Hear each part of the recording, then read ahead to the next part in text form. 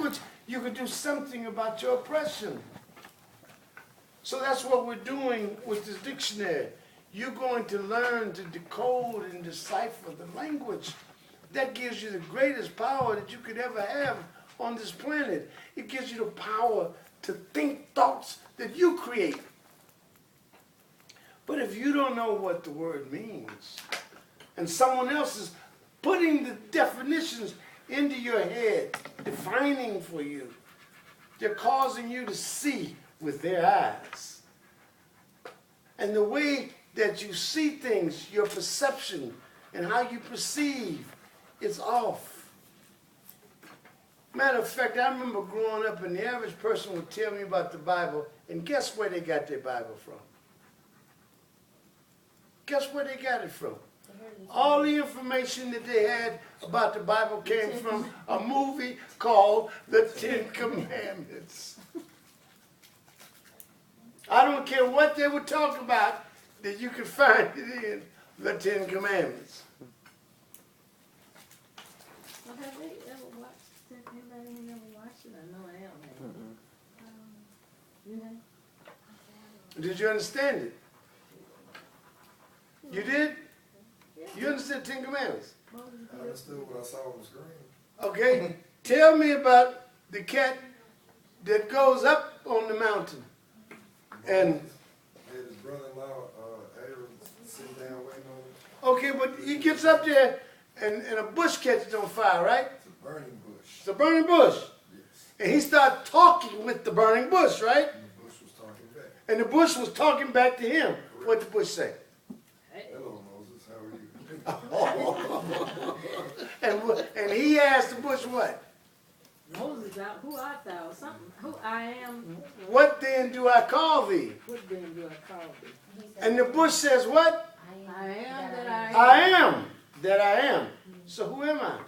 God. Oh, but wait a minute. He didn't say God. He said, I am that I am. He never said God. You just said God. How did you get that in there? How did I get God in there? Yeah, because it wasn't in the movie. Because I am means God. Now, where does it mean God? Show me. You have to break that apart for me. Show me where you got that. In the Bible. You telling me that the Bible has a glossary that tells you that I am means God. No, Well, then how did you get that? Well, I mean, whatever you say behind I am has to come true. So that is God. Stop. We're not going to do that. Because that's what we were talking when we got in here tonight. We're not going to make things up or allow people to get into our brains with what they made up. Then it's just not just, that means it's just nonsense. Now we got to do all this time getting it out. And then we got to get it out of them. So no, I am is not that. Okay, so what does I am mean? Good. So what should you do if I asked you what the letter A means and you don't know, and you got to learn how to? Okay, good. But how does he go through it to find out what you just said to me? Look at the first How- letter. You gotta find out what I is. Okay, that we're gonna get there. Let's not go too fast now. You are supposed to be figuring out how to get to ox, right? Or the letter A. The letter A means ox. That's what they said. All right. So now, you had found an alphabet chart. Go back to that page. You paying attention? Ra? Who? Spell it. Do it again. K-I? He broke it down. What are you talking about? I. You mean I, right? He did numerically. Right? It's on video. Yes, what? All right, we're gonna practice. You got your shot? All right, look at Greek. And what is the letter A in Greek? Alpha. Good. What does alpha mean? From what I know, the Most High. Well, that means you don't know nothing. You don't know anything. So how did you learn that? Probably from a book or two that I read. I don't know. Good. So now you got to learn how to go into the book and start truing information for yourself. So you don't have to believe whether you read it, hear it, or what. Doesn't matter who wrote it. Doesn't matter who said it. You gotta do the work for yourself, all right? So now, you see that in Greek, the letter A is alpha. What is it in Hebrew? No, it's not. That's Arabic. If it's Hebrew, look at the word. It's aleph. You don't see alif. Alif is in Arabic. A-L-I-F. Alif.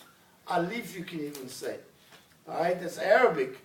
But now in Hebrew, the E takes place of the I, and the PH takes place of the F.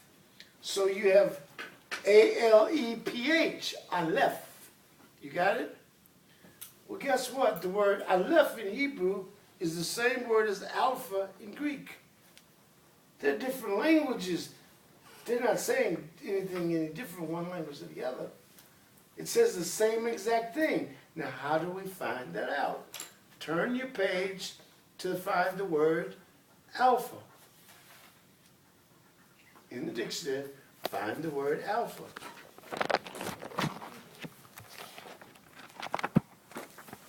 Now, I don't care. See, everybody says they get bored because we do the same thing every time we come. Just because somebody new shows up. But every time we do it, the people who have been coming over and over and over still don't know how to do it. So guess what? We're going to do this. I don't care if it takes the next 10, 15, 20 years. If I'm around, this is what we'll keep doing until we get it. Yes. You said people know what they're doing, they need to be quiet. What do you mean? So they need to be quiet. Okay, no problem. But I also have said to you, when I asked you to help somebody come in to learn how to do what I'm asking them to do, tell them. I want you to do, because I want you to show others that someone had to learn to do this and learn how to do it. She right now is desperately seeking that. Desperately. Because she's going through some problems having to do with what I've been trying to tell you. Quit thinking that you understand anything based on what you learned. Don't do it. Don't allow yourself to do that. Just wait. You just learn. Learning means retain the information that you're coming across. Just put it in. Don't worry about trying to figure it out. According to what somebody said, just put it in. You know, it's almost like, what's that kid when Miyagi was telling the kid, wax on, wax off. And the kid finally got mad and said, I'm tired of this wax on and wax off. I want to know what I'm doing, right? And then one day, the fight happened. And the kid, he did the wax on and the wax off. And guess what? He could fight. He waxed it. Yeah. That's all I'm suggesting. Just do the work. And it's just going to dawn on you. You know, when it comes time, you're going to know what to do. All right, you. What's 45 times 45? Yes. All right. Tell him what 45 times 45 is. Shouldn't take this long. What?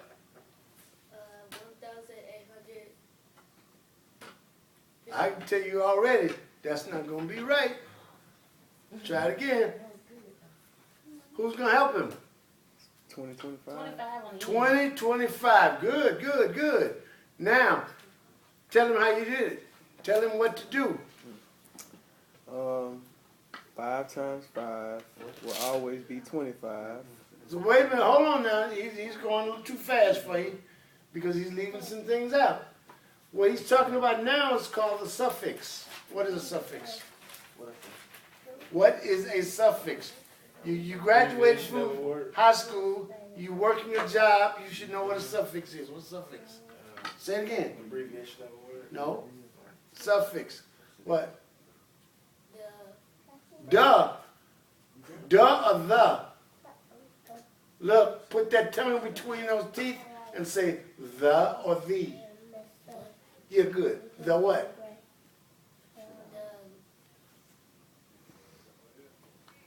word. It's the last part of the word. The last part of the word. prefix is the first part of the word, okay? We're going to learn how to identify prefixes and suffixes later. Now remember, if you do not put that tongue between those teeth, the or the is going to come out duh or d. Every time, there's nothing that you can do to change that. There's no getting around this. You must put the tongue between the teeth if you want to get the or the. Because if you're trying to get th, the tongue has to go between the teeth. They said that African people had a problem with the th sound. But they never bothered to tell you that if you grew up speaking French, you might say z rather than the. They never, explain to you about different parts of the planet, how people speak. But I would venture to tell you that people of color have wound up in China and Russia and all over the planet, and whatever language that they grow up speaking, they can speak that language. So it's all nonsense about what people can't do. All it is, we're going to focus, right? Now I need you to do what I do. You got it? You pay attention to me. You ready? This, that, and the other. Somebody said udder. I heard somebody say udder. I don't need a udder. I don't need a der. I need a ther. The th will become a d if you do not do this. Put the tongue between the teeth. You ready? This. Good. That. Somebody's not paying attention to me. We're going to start over. This. We're going to start over again. This. Somebody's not doing what I'm wanting them to do. Are you ready? You ready? You ready? Yes, what? Try yes, sir. All right. This. That. And the other. You can say the, because y'all from down south anyway, so sometimes we say the instead of the. It's all right, don't matter. If you say tomato, it's good. If you say tomato, it's good. It doesn't matter. Don't worry about it. And then when people get all arguing with you about how you're supposed to say something, don't respond to the argument. Just check now, double check, all right? All right. So now what are we looking up though right now? We doing 45 times. Alpha. Oh, you doing? All right. So what's 45 times 45? 25. Okay, good. But now you understand your suffix. You don't have to worry about it, because any time that the number in the equation ends in 5, if you're squaring 5s, you're always going to come out with 25. So that means if you're squaring 5s, you don't have to worry about that part of the answer, right? So now we're going to use a trigonometry formula in arithmetic. Now, most people don't do this because most people are not taught this in school. And that's one of the reasons why the people that I'm relative to are failing and on their Mensa or what do they call the thing that they give us in school, IQ test. On this side of town, you get a 15 or 20, and then on the other side of town, they're getting 175, 150 and stuff. You follow me? They're being shown little tricks in order to pass the test that we're not learning. All right, now, the prefix of what we're doing as far as the numbers in the equation is the 4. 45. 4 is the prefix, 5 is the suffix. You don't have to worry about your suffix, and it's going to always come out the same because you're squaring numbers that end in 5. You got it? So now, you understand what I just said to you? Yes, sir. What's 65 times 65? 25. Listen to what I'm saying. You're not listening. You assumed that I said the same thing again. I didn't. Never assume anything. Listen. All right? I said 65 times 65. 6 times 6 is how much? 36. Plus 6. 36. What's the answer? 42.25.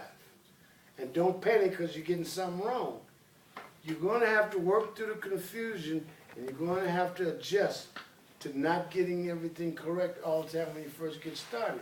When you first start playing basketball or shooting pool, what do you do? You shoot pool? Yeah, I shot pool, but I'm not, I mean, I You're really not- say you're not- basketball. You play basketball well? Yeah, I can play pool. Do you remember when you first started and you couldn't play? Then you had to practice, didn't you? Right. And over a period of time, then you got good, didn't you? That's with anything. So don't worry about you know, forget you. Over a period of time, we're gonna get good, right? Yeah, what's 75 times 75? It's not an answer. Don't start your conversations with If you do, I'm gonna start calling you Jughead. You know Jughead? You don't know Jughead? Lord have mercy. You better get you some Archie comic books. You ever read Jughead? Archie and Jughead? Is he green? No, that's Hulk. That's the Hulk. Before that time, there's no such thing as before your time. You've been here all the time. And you're going to be here all the time. There's no beginning and no ending for you once you learn who you are. Because once you know who you are, then Moses wasn't talking to God. Talking to a burning bush. Oh, okay. What? I was gonna say, who was he talking to? Burning bush. He was hallucinating. Oh. Had he had fellowship or what? Well, had he been drinking wine? Had he been smoking weed? Probably. Oh. Or something that causes hallucinations to take place. Not basically. He had to do something, but you know what can happen? You can wait till the summertime and walk your ass across this bridge right here to West Memphis in the summertime. And I'll bet you by the time you get across that bridge, you're gonna be hallucinating. And that's just walking across the bridge. Their story says he went up a mountain. Then it says he was coming back carrying 10 heavy stones. Boy, he had to be a tired soul. And don't you ever think he wasn't hallucinating if he was talking to a burning bush. Now at the same time, maybe hallucination was actually a reality. I don't know. What language was he speaking to the bush? Definitely wasn't English. You said it was Hebrew. All right, good. Now, I would venture to tell you that Hebrew was not a language that had been invented yet. 9 times out of 10, based on the research by scholars now, it was Aramaic. All right, now Aramaic is going to be a different language from Hebrew. And not only that, we're going to have to go step by step through language so we really understand what's going on. Now, did you look up Alpha? What did it say about Alpha? Alpha is closest in description. What are you reading to me, a definition? Yes, sir. Okay, now, what I want you to read to me is what you find in the etymology bracket. Which is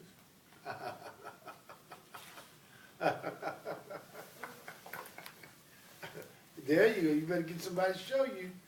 All right. Now,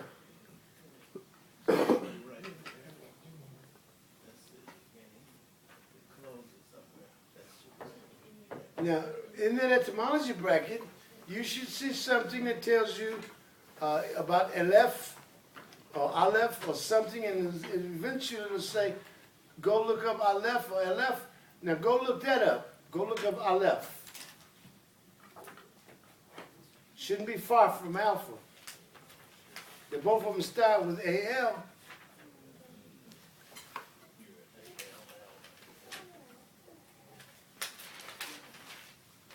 A-L-E-P-H, yes. Okay, while we're on language, I think we talked about this another time. I had a question, but I forgot to ask. Let's ask. Okay. I think I looked up, you were talking about different people and what language they spoke. So I wanted to know what language did Adam and Eve speak? And it said the noble language. But I was like, Okay, what now is how about the this? noble First, we're going to have to determine if characters called Adam and Eve ever actually lived on the planet Earth. We're going to have to determine that. Now, once you start the determination, where are you getting your information from?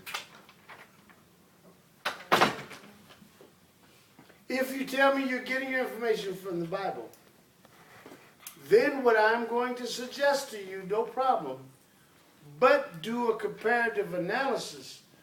Give me somewhere else that you found information about Adam and Eve beside the Bible. If you give me one source, I'm not going to accept that. You got to find some more sources of where these characters actually come from. Where is this place called Eve? Where's it located? In other words, if you wanted to, on the map, if you wanted to find a place, let's say where Hannibal lived, where he came from, what place would you find? Well, who is it? Hannibal. I don't know. Carthage. Carthage, good. So now when you look up Carthage, how would you look up Carthage so that you could determine what that place then is today? Find an old map. You find an old map, usually a Roman map. And the Roman map will show you where Carthage was. Now once you look at the old map and see where Carthage was, go look at that same terrain or topography right now, today. And what do we find? We find Tunisia. That's what we find. We find Tunisia. Gaul, we find Spain. Iberia, we find Spain today. So this is how you can, and I keep telling y'all, you're not going to find anything out if you don't teach yourself how to read maps. You can't look at history and don't have a clue to how to read a map, and you're going to actually unearth something historical. I'm reading on the internet, on Facebook, people talking about, see, the map that we use is 500 years old. That's some old nonsense, what they're saying. They don't mean anything. You've got to go step by step backwards and find out where the maps originated. The map that, what's the guy's name? Christopher Columbus? Is that his name? Is that his name? It's one of Oh, that is his name. You said it's one of them. Well, that's an English name. And he definitely didn't have an English name. So that's just one that's been made up out of somebody's imaginations. So you got to go in and find out what his name was. He had maps when he was traveling. He knew where he was going. Where did he get the maps from? brothers from Africa. Moors. Stop it, stop it, stop it. All of y'all, stop it. The Navigator? Navigator. Who is the Navigator? What is his name? Prince Henry the Navigator? Prince Henry the Navigator. And Prince Henry the Navigator came from what place? Spain? That would be a guess. Portugal. Oh, okay. Right. Portugal. But he never, All right. never left that area, right? Never left what? Portugal. No, Prince Henry didn't travel. And he didn't actually navigate. But he was responsible for a lot of modern map making, modern cartography. But if you really want to understand cartography, you go back to Turkey. You go back to find out what actually was developed relative to map making in Constantinople before it became Turkey. You understand? You're going to go back and you're going to investigate maps before the French and the English developed maps. The Chinese had developed maps. The people in India had developed maps. They had people traveling all over the planet long before some barbarian got involved in this. And the only reason that you think the way that you do is because someone is imprinted into your brain that only the white man did anything. That's nonsense. As a matter of fact, when did they become the white man? That's right. 19th century. 1795. That's right. And we became black men. 1795. That nonsense. They just made some stuff up. And you've been believing what they made up. And then you would actually see people in what you call links in time as being black and white. Wow, you're going to take your thoughts that have been programmed into your brain and make that what this planet was 5,000 years ago? That's insanity. So now we're going to get to our questions about Adam and Eve. What does the word Adam mean? What does the word Eve mean? Where does the word come from? Who was Adam's first wife? Lilith. Good. Lilith. Oh, here we go again. What is it? Lilith, she knew. Who? Um, She started coming to class and she got introduced. Where'd you find out about Lilith from? I had been reading some books. I think Mr. Dave told me though. I understand. Mr. Dave. Dave Dave Jones. Jones. Dave Jones learned coming to this class about Lilith, and he introduced her to Lilith. And that's good, because now you're studying. But you've never heard of Lilith, have you, little one? And you, yes it is. But I tried to do this slowly and delicately, because I don't want to drive what I think is valuable insane. So you see, you have great worth and value, but we gotta go slow. I'll read. We gotta go slow, we can't be in a rush. what happened to her? What happened to who? She went on True Blood. Lilith. You talking about that part? Did she get divorced? You found it. Hey, that's what I heard. You found it in your book, in your dictionary. Read it to us. The first man and father by Eve of Cain and Abel, the unregenerate. What? Wait, did I say that? Yeah, I did. Nature of man used especially in the phrase the old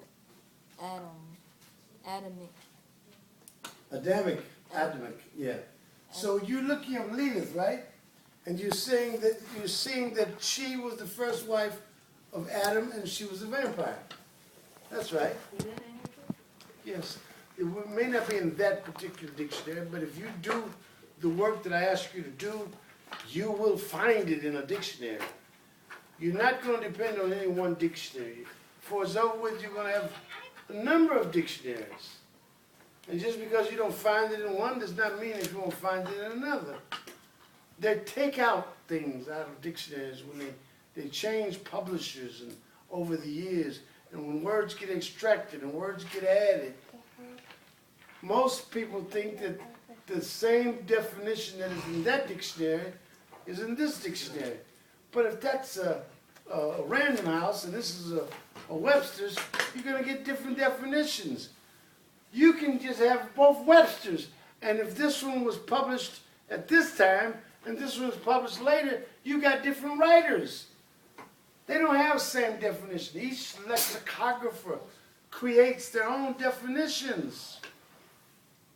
How is it that I'm relative to people who don't even know what a lexicon or a lexicographer is, and yet they want to argue about what's in the book? They're arguing about what they believe. So what I want you to learn is that a lot of things that have been going into your brain are not necessarily real. Now we're going to learn how to sort reality out. You follow me? Now does not mean that you are supposed to go running and telling somebody, well, y'all lied to me. Y'all did. Shh. It was a sermon last Sunday. Well, this past Sunday.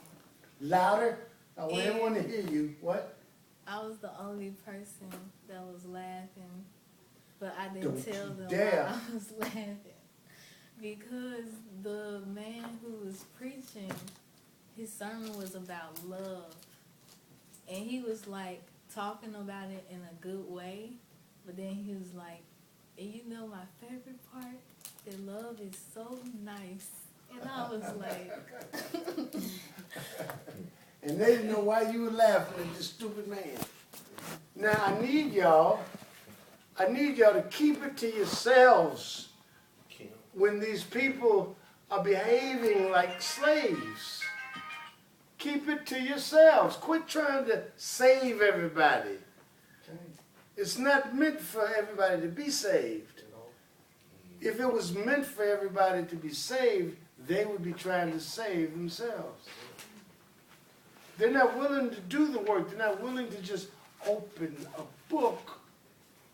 And anyone that's not willing to open a book, they're not the best people to be trying to help to teach your children or to show your children how to teach themselves. The object of this is for you to learn how to teach yourself. And if your children learn how to teach themselves, then we can depend on them later in life. And that's when we're going to need to depend on them. You're going to be in the same position with them that they were once in with you. Once upon a time, they had to depend on you to feed them and change their diapers. There's going to come the time when you're going to hope that they'll be able to feed you and change yours. But if they don't prepare now, they're not going to get into a position to be able to be comfortable and feed you and change your diapers. Now, at this time, whether you know it or not, it's not like when I was a child. Now, in order to feed your elders, you need money. In order to change the diapers of your elders, you need money. I know that most of you are thinking, it's just changing a diaper. It ain't nothing but fixing some oatmeal. I don't need no money to do that. Oh no, you're going to need money. You know what? That's right. This is really weird because right now, you and all of the young people, you know what you're supposed to be doing as far as I'm concerned? You're supposed to be making sure that we have enough property to build. Let's get the architecture, let's get the design for a Holiday Inn Select or Ramada Inn, all right? And let's put it on that property. Now let's make sure that our elders, you know, one of those suites inside of there, that's theirs. That's theirs. And when they get up in the morning and come down to breakfast, and we got a what do you call it, Carolyn? What do you call it, the nurse practitioner on duty 24 hours. And we have a doctor on call. You know, that's when we're taking care of our elders. But right now, most of our elders, they wind up going into a old folks home where? On Bill Street. Downtown. And every time the elevator breaks down, what happens?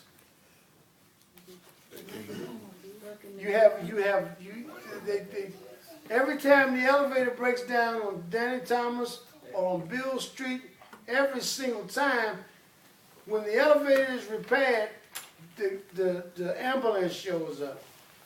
They got to take these people to the morgue.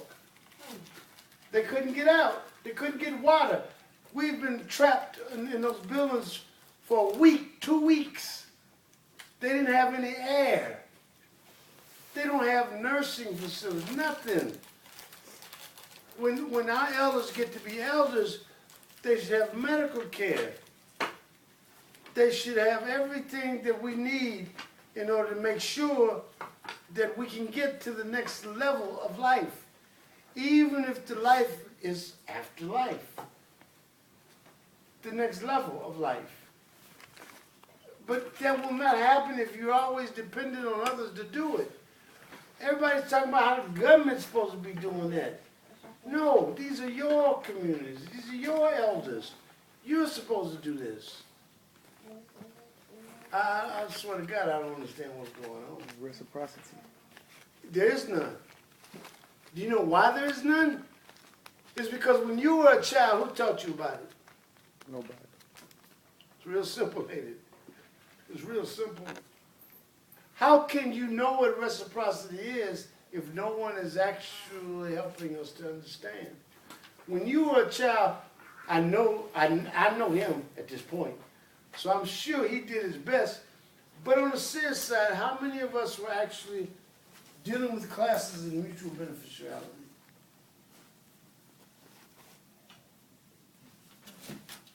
Did you go to a daycare center when you were a little bitty person?